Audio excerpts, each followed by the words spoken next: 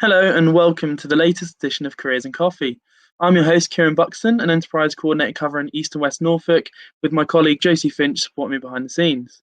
Today, our guest is Jessica Smith, who is a technical sales executive for RenEnergy. Jessica has a passion for geography and the environment, and we'll be talking about how her enthusiasm for the areas alongside her educational journey has gotten her into the role she's in today. Welcome to the show, Jess. Hello. Hello, how are you? Yeah, I'm good, thank you. How are you? Not too bad, thanks. Thank you for agreeing to be part of the show. It's great to have you on. That's all right. Something different to do. Yeah, well, hopefully it breaks up your day. Although I hear that it's your first day back in the office, so congratulations. How's it been after COVID going back into the office? It's nice, to be fair. It breaks up your day when you work from home, as I'm sure you probably know. Everything merges into one. It's like I saw someone say yesterday, it's like the weekends are just like a 2-day lunch break. Yeah, actually, I've never thought of that, but that is a very good point. But aside from COVID, anyway, otherwise we could be talking about that for a while, I guess. So what is the role of a technical sales executive? So what I obviously work in the sales team, as it says in my title, but I assist with sending out estimates, quotes, sometimes go out on like an initial sales site survey, and kind of getting the information we need for the project to be able to get an accurate quote together. Also, I do quite a lot of the initial design work. So we have some software called PVSol, which you use to basically build a solar PV system. Wow, that sounds really interesting, which probably should lead me into my next question. So who are RenEnergy and what do they do? So RenEnergy were incorporated in 2003, I believe, and they basically we develop and install solar PV on a commercial and domestic level. Wow, that sounds pretty cool. And I know that, so from your description as well, you actually started off in the role of office administrator. So what did that role involve compared to what you're doing now? And how did you progress into the role? So when I first joined, it was literally like a week after my last exam I had at uni, and I found the role for office administrator, and it was basically doing a lot of the admin work, paperwork, doing some of the monitoring of the systems daily, and putting lots of forms and paperwork together, handover packs at the end of a project that need to be handed over, that have all of the important like health and safety information about a solar system, etc. Oh, brilliant. That sounds really cool. And, actually just sort of looking at the website on the screen as well, and mentioning your passion around geography and the environment, how does working for RenEnergy kind of fit in with your values? So when I came out of uni, I was searching for a job that was in the environmental sector in some capacity. And I think that obviously working in a business that helps to produce clean and green energy, that just makes me feel like I'm doing my bit to help get us on a better path, really, in terms of less CO2, green energy and all that. Certainly well needed in my opinion, but that could be a whole different conversation. Today we're focused on careers. So firstly, is this the position you imagined yourself doing when you were picking your GCSE options? I don't think, when I was picking my GCSE options, I don't think I really knew the exact role that I wanted to do. I knew that geography was my favourite subject all along, had always enjoyed it, and that I remember at GCSEs, my kind of favourite thing, I really loved all of the ocean and river stuff, like the physical side of geography. And then A-levels, I think I started to like the meteorology, so the weather and all of that. And I did do some work experience once at ITV. I'd done a day like with the weather girl at ITV, and that was originally what I thought I wanted to go into. But after doing that, I don't really know. It just wasn't. I don't know. It just wasn't exactly what I expected it to be. So I just knew it was. I wanted to be in the sector in some sort. No, that's pretty cool, and certainly a few questions that have come to the back of my mind from that one. So firstly, because you've mentioned about your work experience with ITV, firstly, was that your only work experience? And secondly, you said that you discovered that isn't what you want to do. And how important do you think it was you got that opportunity to know that wasn't the right path for you?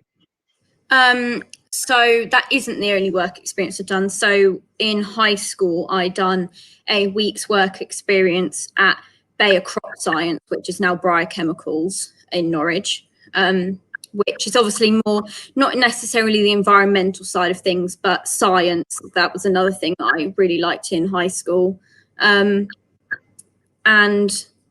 yeah, that gave me like a good knowledge of kind of just how a workplace is really, and because it's quite it's got quite high risk things on site there. You have to do lots of like site inductions and fire safety and bits and pieces like that. And then I think some of the depth of the science there made me think, maybe geography is more the thing that I do prefer. And then I done the ITV work experience. I can't remember if it's my first year of sixth form or second year. I think it might have been my first. And I think the thing that shocked me quite a lot by it was that you really are quite independent doing it. Like, it's literally just you. And I think at that point when I was doing my A-levels, I was a bit like, I'd rather kind of have a big team around me, like support, etc. I think maybe now I wouldn't feel that way, but that's because I've obviously been in a workplace for more time. And I think that is one of the big things, that once you're in a workplace, you transition from education to a workplace, you really gain confidence that you don't think you had before. No, that's really good, actually, really good perspective on it. And I'm going to say credit to you for searching work placements that really link to your passion. So kind of looking at your journey again, but this time more the educational side. What GCSE options did you take, as well as A levels as well? So, because obviously you knew straight away what sort of area you wanted to go into. Yeah, so I remember GCSEs, I took triple science, geography, PE, French. I think we had 4 options. I can't remember if it's 4 or 5. I might be missing on, but I think they're the options that I took. I always really liked PE. There was always something I thought, I might go on and do something to do with that, or physiotherapy or something. But geography was the thing that I liked and that I done best in. And I think that probably did kind of help in terms of me thinking, yes, I'm good at that. But then some aspects of geography also I wasn't as good at. So it's kind of, when you study geography at GCSE, it is obviously there's lots of different things within the subject. And then I knew that I wanted to keep studying that. So at A level, I studied geography, biology and maths. I'd done an AS in chemistry, but I dropped that after the first year. And then, yeah, so I've kind of forgot the beginning of the question that you. I know you have pretty much answered the question. I was just making sure you'd finished your point, because if I talk, it then mutes you, so I didn't want to butt in too early. But no, thanks. The question was around GCSE options and A-level options. That hit the nail on the head. So we have got our first live question through. Looks like a double question, actually. So what careers advice were you given at school? And did the influence to study environmental science come from your teachers, your careers advisors, or personal research or experiences? In terms of advice, when at like GCSE level, I remember having like a few career days and them being quite broad. But the influence to study environmental sciences definitely came from one of my geography teachers that I had in high school, who's Kit Rackley, who you might know of, or some people might know of. Yeah, I'm trying to think what else really led me down that route.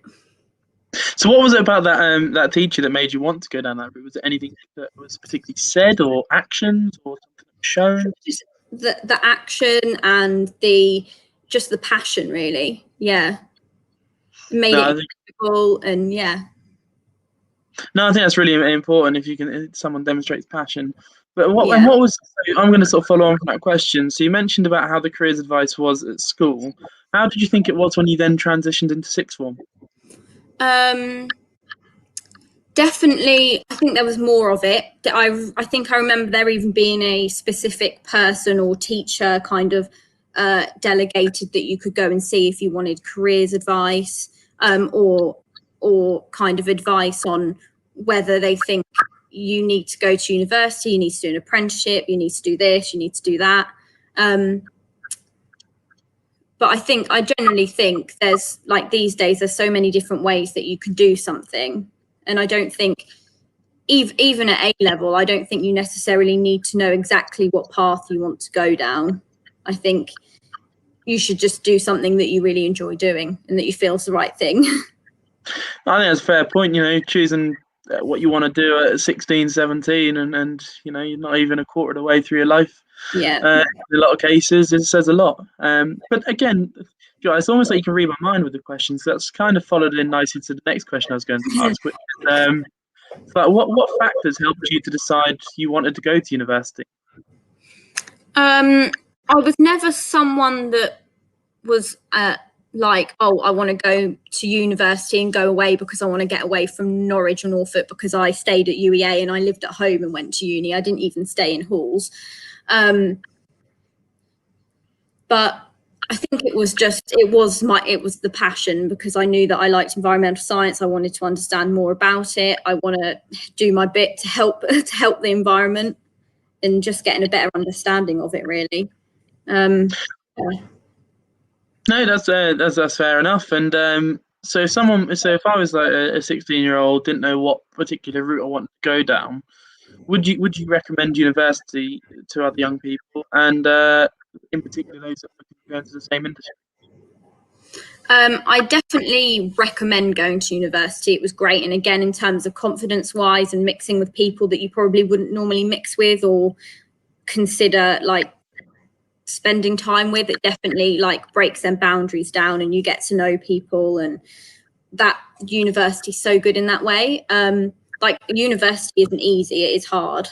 But I think the enjoyment side of it definitely outweighs that side. Yeah. Brilliant. So we've got another live question through. Did you apply for your job while you were still at university? Yeah, I did. So I applied for my job while I was in the exam period, really. So we weren't necessarily having lectures or anything. I think we were having a few like revision sessions that were optional that you could go to.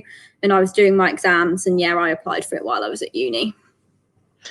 That's great. So I know, firstly, how did you come across RenEnergy? Was it through a connection or just research? And secondly, what did the application process involve?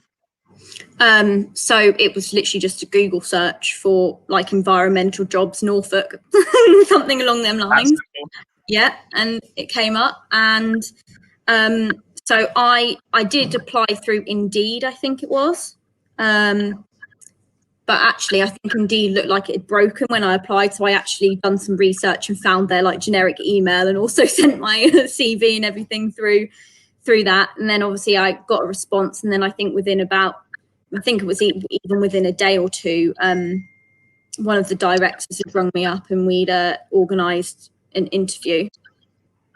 Great stuff. No, and I think that's a really good life lesson, actually. If you might apply through a website like Indeed and it doesn't look right, there's no harm in just giving. I was looking at it a bit. I was thinking, I'm not too sure whether this works. So I thought, well, I'll try a different way as well, and then we might have luck. Well, it shows that you were passionate about getting that role, so that credit to you. And then so you obviously then said it was only literally a day or two. You then got an interview. How was the interview conducted? Was it one-to-one? Was it a panel interview? What type of interview was it? So it was one-to-one. I think it might have been more involved had some more of the staff been here, but they're actually away at like a conference in Germany for like solar and EV charging and everything. So I probably would have got more grilled if more people would have been here. But yeah. I'm sure it would have been the same outcome.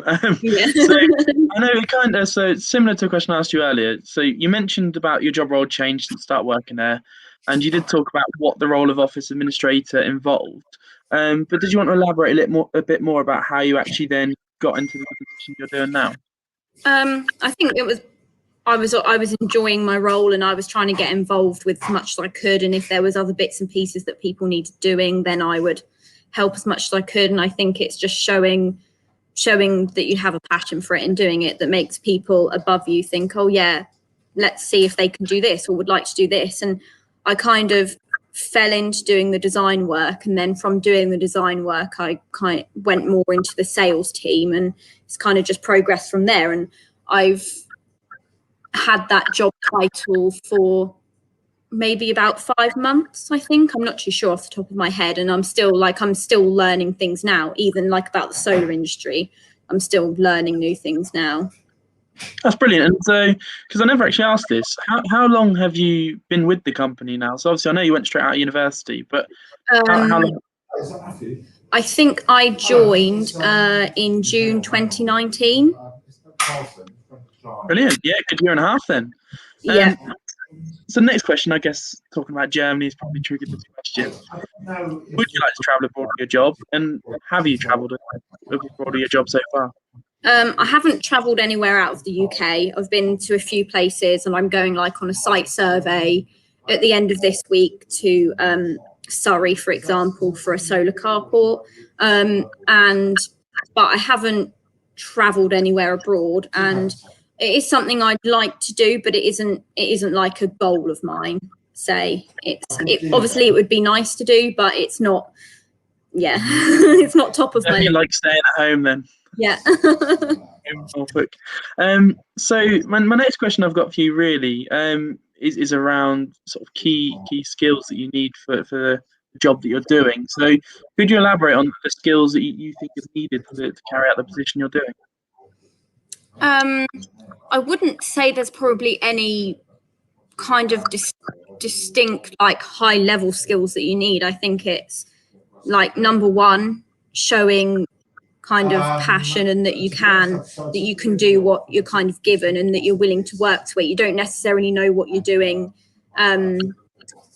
when you first get given the work, but it's getting that understanding of how to do it.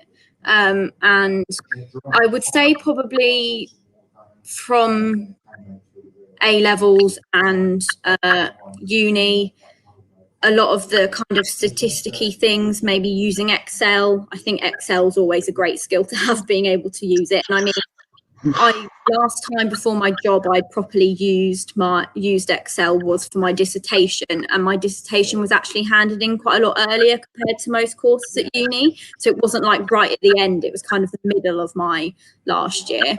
So there was about a 6-month period between then and starting this job.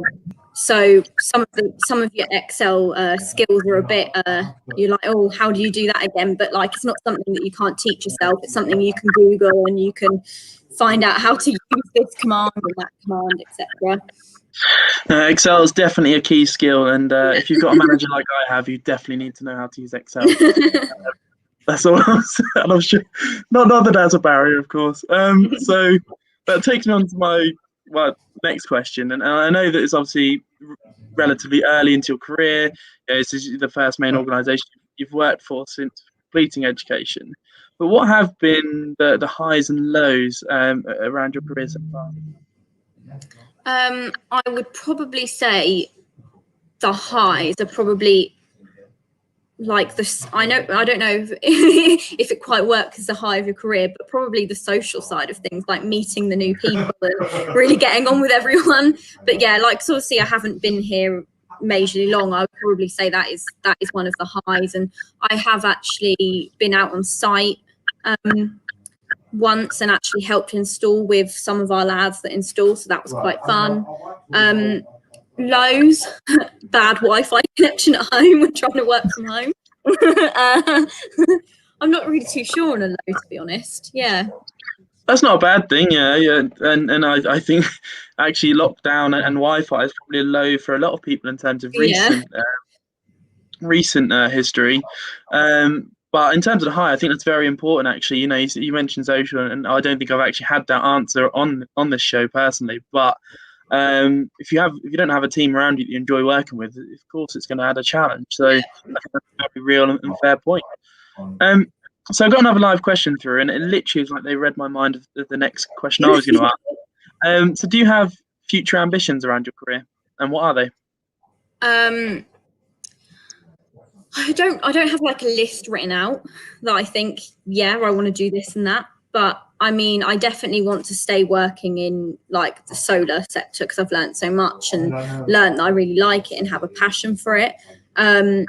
I do obviously really still enjoy like the weather and meteorology. So, I mean, if there was ever something that came up that kind of involved both of them, then that would be ideal. But I mean, in terms of RenEnergy, I mean, I would love to keep working here and see if I can work my way up more, really.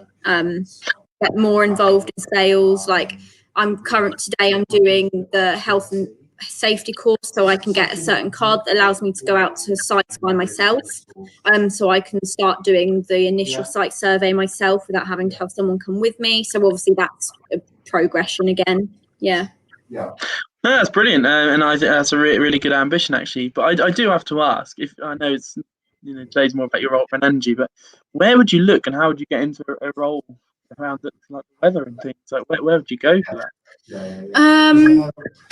For the weather, well, I suppose I have a few contacts that I kind of made at uni that work. So there's a weather company that work out of is it the Enterprise Centre at the university? I think it's called. Who I done my dissertation with and kind of keep in contact with my dissertation supervisor, who works for that company as well. So I suppose, and I think there are actually a few search job engines that are just for kind of meteorology jobs, but the Met Office is obviously the big one. Well, you know your stuff, and that will help me if someone wants to have a career in weather when they come to me. So thank you for that. So here's another question that's come through. Are there many females in your sector?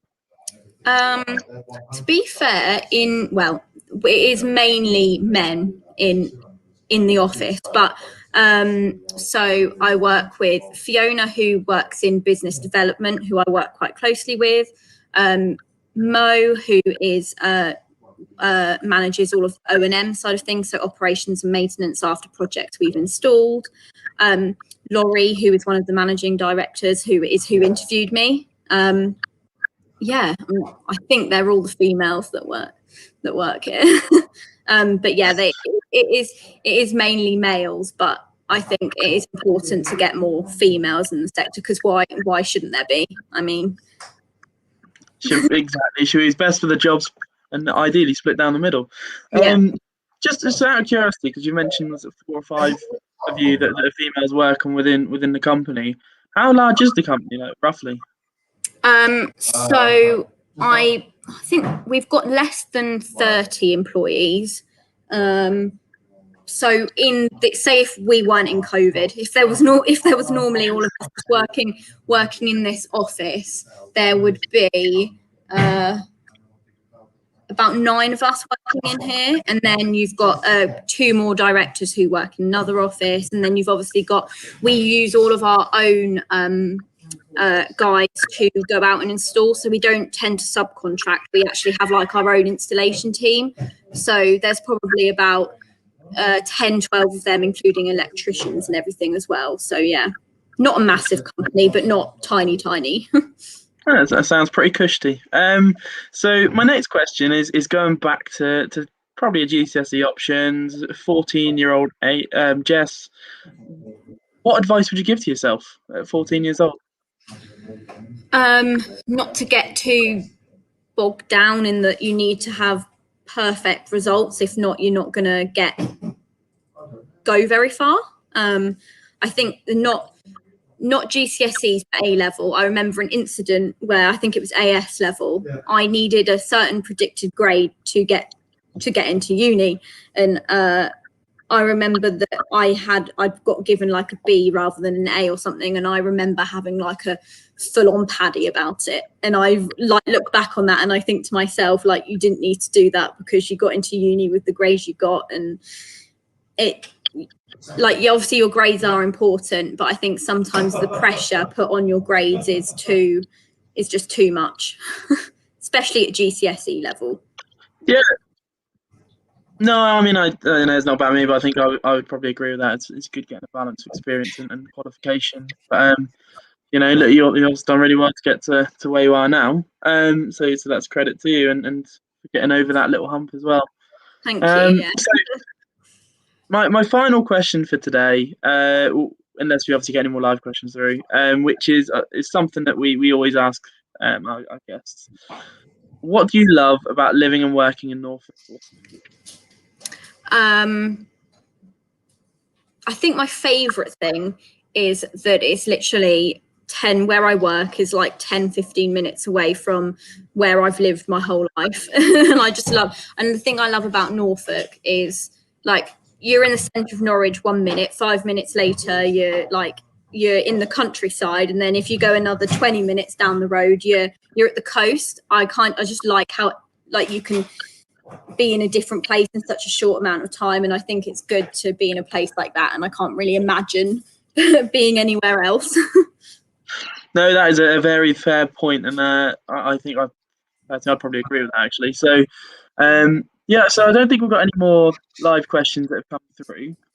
So I'd just like to say, thank you so much for joining us today. I think that's been really, really good show, really great to hear about you, and I think it'll be quite inspiring to young people, especially those that are looking to go into the similar kind of industry that you are. So thank you so much for coming on, and all the best for the future.